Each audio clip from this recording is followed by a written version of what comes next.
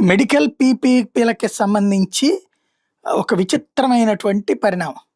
బాబు గారు నిన్న మళ్ళీ మాట్లాడుకొచ్చారు. పీపీపీ కాలేజీల నియంత్రణ సర్కార్‌దేనట. ఆయన సమీక్షించారట. కొత్త మెడికల్ కాలేజీల మీద సీఎం స్పష్టీకరణ, నాణ్యమైన వైద్య సేవలకు పీపీపీ విధానం.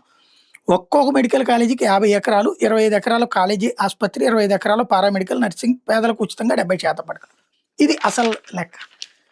ఇప్పుడు అంటే రెగ్యులర్‌గా జరిగేయన్నీ గొప్పగా ప్రొజెక్ట్ చేయడం. మన నీచాతి నీచ పత్రిక మెంటాలిటీ.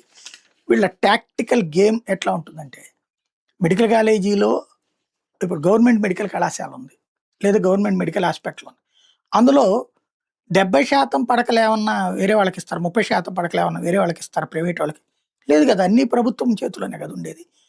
మరి ఇక్కడ 70% పేదలకే, 30% గురించి మాట్లాడట్లేదు. 70% పేదలకే అని రాసుకొచ్చారు. అంటే అర్థం ఏంటి ఇక్కడ? 70% పేదలకి